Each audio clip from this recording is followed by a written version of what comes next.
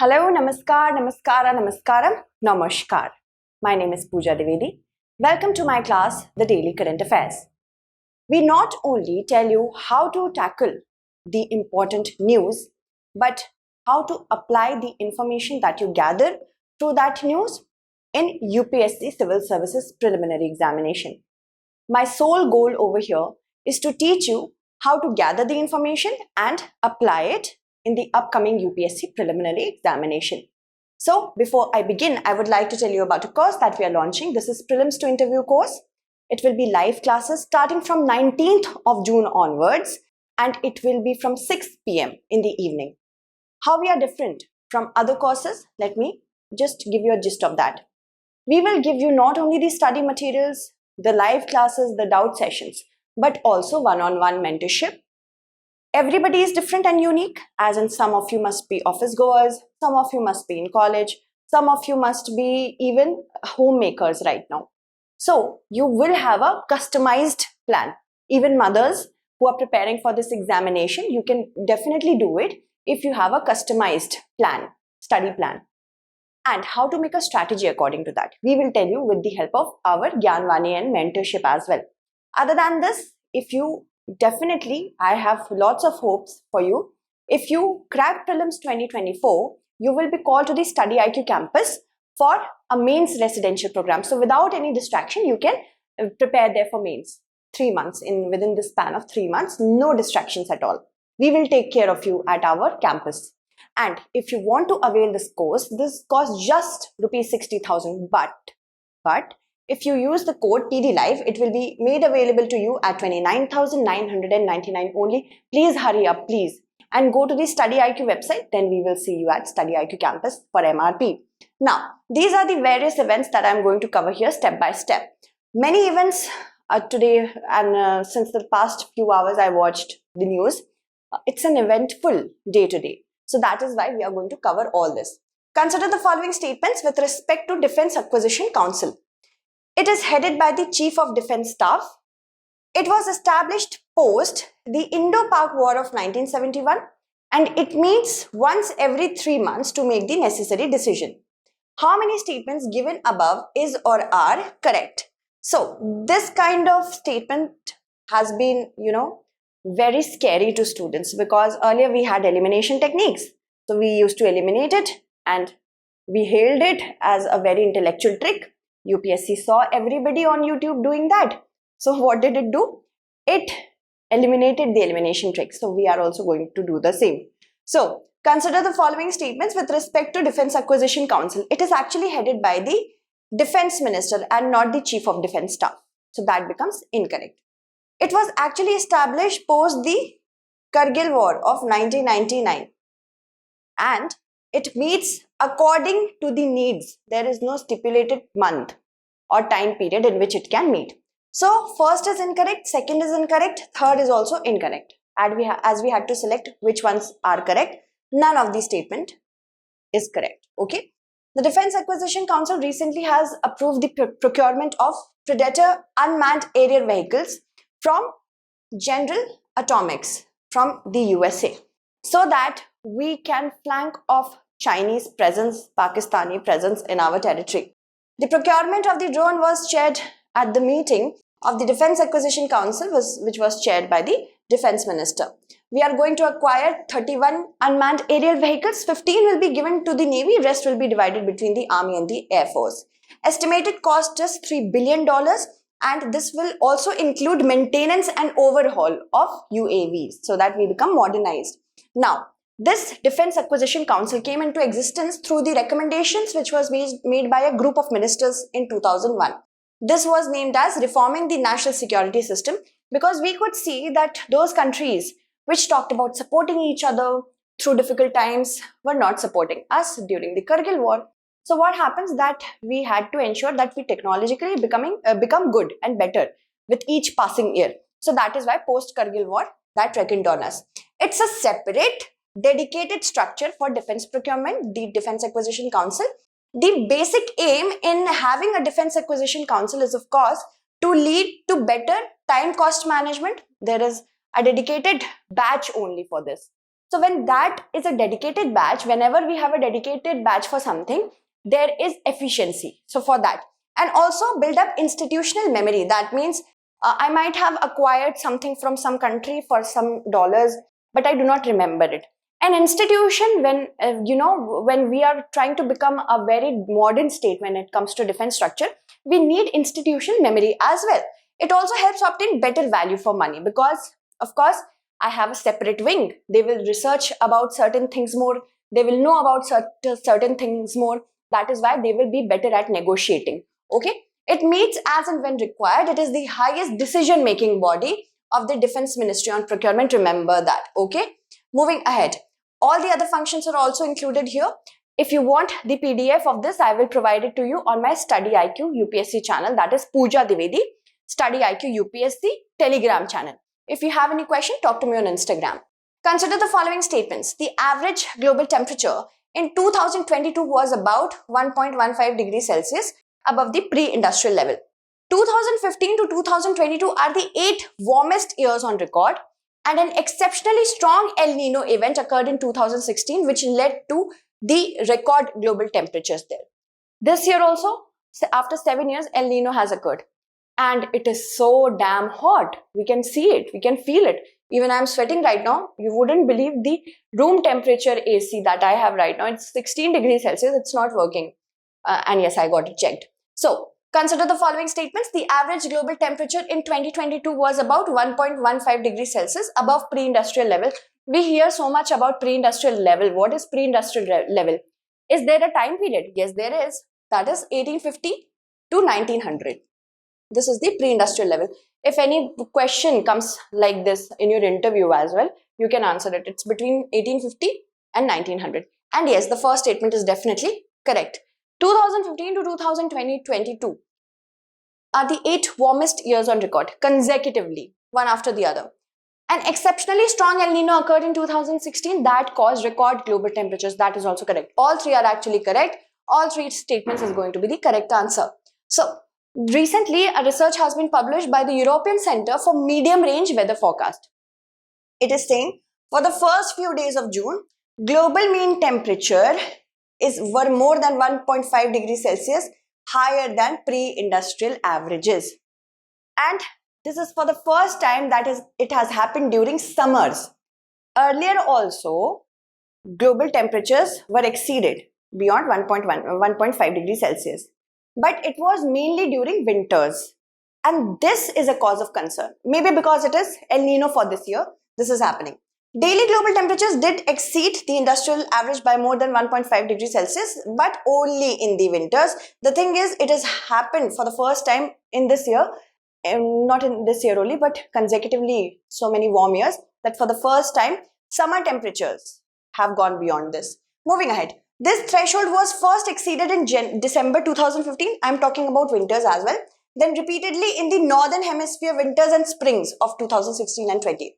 The average global temperature in 2022 was about 1.15 degrees Celsius above the pre-industrial level, because Paris Agreement says we have to keep the temperatures below 1.5 degrees Celsius, preferably between 1.5 degrees Celsius and 2 degrees Celsius. But the threshold is exceeding day by day. 2022 is the 8th consecutive year that annual global temperatures have reached at least 1 degree Celsius above pre-industrial levels. So since the past many years, we are seeing global temperatures exceeding their threshold, which is not a good case. 2015 to 2022 warmest year on record, and the likelihood of breaching the 1.5 degrees Celsius limit of the Paris Agreement is increasing with every year. Day by day, year by year. But this is temporarily in nature, although the presence of a cooling effect that La Nina did for 2022, still it was one of the warmest years. It could be a 5th or a 6th warmest year on record. And the warmest 8 years, all that have been since 2015, 3 years stand out: 2016, 2019, 2020. So you have to understand that 2023 is also going to be one of the warmest years on record. We can feel it. An exceptionally strong El Nino event occurred in 2016, and this year also El Nino has occurred. If you want to know about El Nino, I have covered it on my English channel, on the StudyIQ English channel. You can go and watch it there. From north to south, arrange the following islands of the Pacific.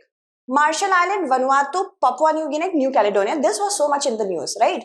Because of James Marape touching Modi ji's feet and other than that as well. So 1, 2, 3, 4. Let's talk about this. See, these are the many events that we are going to cover map based, because if it is related to any country, we are going to cover it through maps only. We have to choose from the given codes. Why have I asked you this question? An agreement was signed between Papua New Guinea and USA to have an access to the ports of Papua New Guinea. And that is why this question is important. That is why this question has been asked. The US military now can develop and operate out of bases in Papua New Guinea. It is with the help of the agreement that Papua New Guinea did, although there was a lot of criticism that now Papua New Guinea will become a region where countries will actually, on the shoulders of Papua New Guinea, try to shoot each other. But James Marape said that we know that it is because of the national interest of the USA. USA is doing that. But we have to ensure that we remain relevant. And the United States now will be able to station troops and vessels at 6 key ports and airports. How many? 6. One of the most important ones are the Lombrum Naval Base on Manus Island and facilities in the capital of Papua New Guinea, that is Port Moresby. So if we talk about the map, Manus Islands, here is the Manus Islands. You can see here is Papua New Guinea. And Manus Islands is really very interesting because in the times of World War, during the times of World War II and First, it was used by many important countries to anchor their ships. Japanese ships, USA, Britain, Germany. Many important ports of Manus Islands were used by these countries. Also, during the times of World War, it was one of the largest port for the USA to station the ship, to port their ships over here. Okay, and that is why this region becomes important. And Port Moresby, as you can see, it is the capital of Papua New Guinea. Okay, remember that. So, what happens is that China is trying to assert its powers in the Pacific Ocean. USA has come into an agreement because of that. Even India did visit. For the first time ever, a prime minister visited Papua New Guinea, and that's why it was so important. Washington now would have the unimpeded access to the site. Unimpeded means no prohibition at all. To pre-position equipment, supplies and material, have exclusive, keyword is exclusive, not sharing, but exclusive, use of some zones, another key point, not all, but some, where development and construction activities could be carried out. So here is Papua New Guinea. Now let's answer this question. Marshall Islands are over here, then Papua New Guinea is over here, then Vanuatu is over here, and New Caledonia of France here. First, Marshall Islands, Papua New Guinea, Vanuatu, New Caledonia. Let us see our options. Yes, Marshall Islands, then Papua New Guinea, then Vanuatu, and then New Caledonia. 1, 3, 2, 4 is the correct answer. Let us see. 1, 3, 2, 4. 1, 3, 2, 4. Option C here is the correct answer. Let's move ahead to the next question. The 105th Constitutional Amendment Act is related to Finance Bill, socially and educationally backward classes, exchange of enclaves with Bangladesh, and National Judicial Appointments Commission. I hope you can answer this question. See, 105th Constitutional Amendment Bill. First, here also we can use elimination techniques. How? That first is NJAC, it was struck down. It was the 99th Amendment Act. It was struck down by the Apex Court, saying that it is against the basic structure of the Constitution. Exchange of enclaves with Bangladesh took place in 2015 with the help of the 100th Constitutional Amendment Act. Finance Bill? No. But yes, socially and educationally backward classes? Yes. Because through the 105th Amendment Act, the powers were given back to the state to state which sectors or which castes are socially and educationally backwards. Okay, the powers were given to the state government. Now approximately 80 more castes from 6 states will be a part of the central list of the OBC, and the National Commission for Backward Classes are already processing the approval for this. Addition has happened from as many as 16 communities in the central list of OBCs from Himachal Pradesh, Bihar, Jharkhand, Madhya Pradesh, Jammu and Kashmir. Now the current 40 groups which will be added will be from Maharashtra, Telangana, Andhra Pradesh, Himachal Pradesh, Punjab and Haryana. The Telangana government has said that they need 40 communities to be added to the list, and Andhra Pradesh says Turup Kapu community should be added. Himachal Pradesh talks about the Majra community. Maharashtra says Lodhi, Lingayat, Bhoyar, Pawar, Jhanse community should be added. In Haryana, it should be Gosai or Gosai community. And from Punjab, the Yadav community. So, it could be asked in your question, in your preliminary examination, to match the communities which could be a backward class in the states. So, remember this. Okay, you will have to remember this because, of course, it could be asked. Now, currently, there are over 2,650 different communities that have been added in the central OBC list from state and the union territories. What is the procedure? According to the NCBC Act of 1993, first what will happen? The proposal has been given by the states and union territories. The commission is now constitute a bench to examine should they be added in the list or not. After that, they will forward this decision to the union government. If there is a possibility of dissent, that means if they are not agreeing with certain points of the bench, they can do so. Then the cabinet accordingly will send the approval and bring the legislation or the law to this effect in the parliament. After this, it will be going to the president, and then the president will notify the change in the gazette. This is the procedure.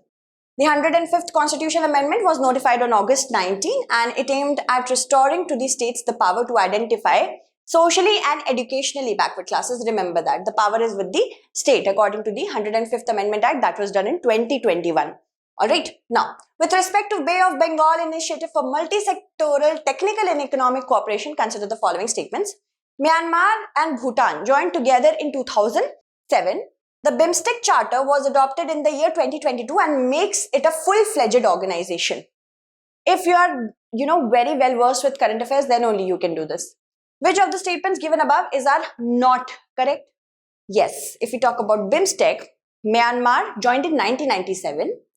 Okay, Bhutan and Nepal together joined in 2004. So first statement becomes incorrect. We have to select not correct ones only. BIMSTEC Charter, yes, was brought out in 2022, which made it a full-fledged organization. Before that, it was, you can say, it wasn't institutionalized. Now it is institutionalized. It was working as a group. Now it is an organization. So first statement is incorrect. Second is correct. One only will be the correct answer because we had to select the not correct one. Now, the Bay of Bengal Multi-Sectoral Technical and Economic Cooperation by the end of this year will bring a Bangkok Vision 2030, which will be overreaching or overarching kind of document, which will give direction to the organization, where the organization has to go, and the eminent person group would also be guided by that only. Bay of Bengal Initiative for Multi-Sectoral Technical and Economic Cooperation came into existence in 1997 on 6 June as a regional organization by signing of the Bangkok Declaration. And initially it was known as BIMSTEC, that means Bangladesh, India, Sri Lanka and Thailand. Alright, so founding members were these: Bangladesh, India, Sri Lanka and Thailand. Remember this. After that, when Myanmar joined it, it came to be known as BIMSTEC, and then Bhutan and Nepal joined in February 2004. In 2022, we had a charter for BIMSTEC, which lays the foundation for it to function as a full-fledged organization. Remember that. Next, with respect to the National Bank for Financing Infrastructure and Development, consider the following statements. It is the principal entity, that means the main entity, for infrastructure financing in the country, which was set up in 2020. The RBI governor is the default chairman, and it is the 5th All India financial institution in the country. You have to remember how many All India financial institutions are there, and remember their grades as well. So, how many statements given above are not correct? In the nervousness of the examination, you can do the correct ones. So, be very mindful when you read it. It is the principal entity that is correct for what? For infrastructure financing, for long-term infrastructure financing. Infrastructure is one of the key sectors which generates a lot of employment. So, we have a dedicated body for that. That is the National Bank for Financing and Development. And it was set up in 2021, not 2020. RBI governor is not the default chairman. That is a very tricky statement that could be asked in your examination. And yes, it is the 5th All India financial institution in the country. This is correct. So first is not correct, second is not correct, only third is correct. We had to select how many statements are not correct. 1 and 2 are not correct, right? So 2 statements only will be the correct answer. Now, why have I asked you this question? Because National Bank for Financial Infrastructure and Development did its issuance of bonds for the first time, and it raised rupees 10,000 through it, and it was set up by the way of NaBFID Act of 2021, which was passed by the Parliament on March 28, 2021. It is the principal entity for infrastructure development and primarily established. Primarily means what is the main aim? There could be other aims, but what is the first aim of it? To support the development of long-term infrastructure. Those infrastructure which is an asset for a longer term, it does for that. The development of the bonds and derivatives market which is necessary for these kind of infrastructure development, that is also overseen by this particular bank. It is regulated by the RBI actually as an all India financial institution. Who regulates it? The RBI. But the constitution of the entity's body goes like this, that the chairman is appointed by the central government in consultation with the RBI. There is also managing director which is appointed by the board. Up to 3 deputy managing directors can be there, and 2 directors from central government should be there. Up to 3 directors which are appointed by the shareholders, and up to 3 independent directors. This is the constitution. RBI governor who is consulted by the central government, then chairman is appointed, and it is the 5th sector specific AIFI in the country. Next, with respect to Guru Arjan Dev, consider the following statements. Arjan Dev had laid the foundation of Golden Temple and also prepared the map of the temple. He compiled the Adi Granth and established the Khalsa. We are talking about the 5th Sikh Guru. Remember that. So how many statements given above are not correct? First statement, if we talk about, is definitely correct, but because he had laid the foundation of the Golden Temple. That is definitely correct. In 1688. And he also prepared the map of the temple. He compiled the Adi Granth. That is also correct. And he established the Khalsa is not correct, because that was done by Guru Gobind Singh and not Arjan Dev Ji. Guru Gobind Singh Ji. Okay. Moving ahead. 1 is correct, 2 is correct, but not the third. 1 statement only will be the correct answer because we had to select the not correct ones, right? Option A. Now today is the martyrdom day of Guru Arjan Dev Ji, and that is why we have asked you this question. Today is a significant day in that manner. He was born in Goindwal Sahib, Taran in India. His maternal grandfather was Guru Amar Das and father Guru Ram Das. And Guru Arjan Dev's son was Hargobind Singh Ji. And he was the first of the 2 Sikh Gurus who were martyred. He completed the construction of the Golden Temple in Amritsar. The door of the temple on all sides signified the acceptance of all 4 castes and religions, as believed by Guru Arjan Dev Ji. He also compiled the Adi Granth, which was later known as Guru Granth Sahib, and it was installed at Harminder Sahib. He was captured by the Mughal Emperor Jahangir in 1606. Why? Why? Because Sikhism was spreading at a very fast rate, and in order to contain it, this was done. He was imprisoned in the Lahore fort, and it is also believed that he blessed the emperor's rebellious son Khusro, which did not sit well with Jahangir. Guru Arjan Dev was made to sit on a burning hot sheet plate, and hot sand was poured over him. After 5 days of immense torture, he was taken to bathe in the river. After that, he was never seen. So today is martyrdom day. Now, miscellaneous. Atrayapuram Puta Rekulu from Andhra Pradesh, which has recently received the GI tag, belongs to it belongs to Andhra Pradesh, but it is what? What is it? A variety of lotus, an edible dish, a toy, or a wearable cloth. It is an edible dish, something you can eat, which is made of sweet. It is a sweet which is made of rice and jaggery. It is meaning, right now it has a GI tag, which means that the production of this is confined only to Atrayapuram village on the banks of the Godavari river in Konaseema district of Andhra Pradesh. Remember this. It is sweet variety which is brought under the food category. What is a geographical indication? A geographical indication is a tag which shows that a commodity, which can be either natural, man-made, or agricultural, belongs to one origin, and because of that origin it has a special quality. This is what layman definition is. And it possesses the quality or reputation that are due to that place of origin. That is why there is a relationship between the geography and the commodity. In addition, the qualities, characteristics, or reputation of the product should be essentially because of that place only. That is why it is important for us to understand the relationship. Since the qualities depend on the geographical place of production, that is why geographical indication is necessary to safeguard the manufacturing capacities. It all works according to the standards of protection and safeguarding of geographical indication under the Paris Convention for Protection of Industrial Property 1883, which includes trademarks, industrial design, trade names, service marks, geographical indication. So remember this for this. And after that, it is followed by the Madrid Agreement for repression of false or deceptive indication of source of goods 1891. And these are international instruments which focus on geographical, primarily focus on geographical indications, geographical origin. India, according to that only, has geographical indication goods rules of 2002. And here the term geographical indication has been provided under section 2E, which says that a commodity could be there or a product could be there as a natural good, agricultural good, or manufacturing good concerning the place of region. You can even manufacture it, it can be natural or it can be agricultural. Okay, remember that. Now, if you want the telegram of this, you can contact me on my telegram channel, that is Pooja Dwivedi StudyIQ UPSC, or talk to me on Instagram about UPSC. Alright, thank you so much for watching.